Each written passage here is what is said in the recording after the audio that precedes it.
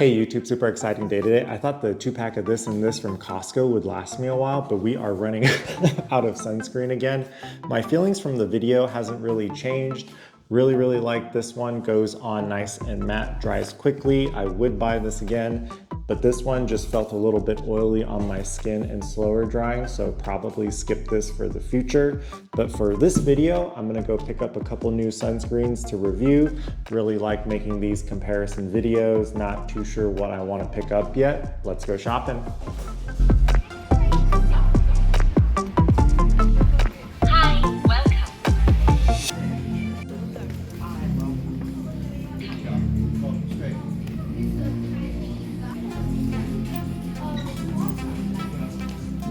Good morning, we're still out of town, so I made sure to bring these two with me to review. Let's try them out. This one is the $8 one.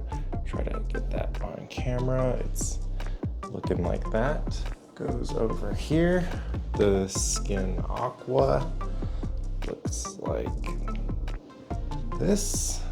Goes over here, and initial feel pretty similar. Nothing too noticeably different. They both smell a little light, yogurty scent, very mild, nothing chemically or poor smelling. I'm gonna give this a day. See you guys tomorrow.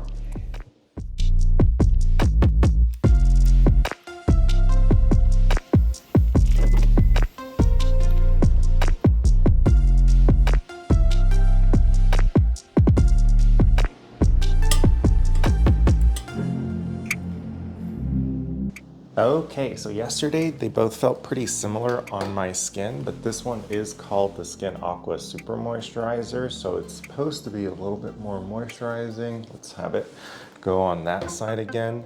The Nivea, when I am applying it, it does feel a little bit lighter because it is called the watery gel. Let's give it a go, and they're both very similar. I am super happy with how they feel.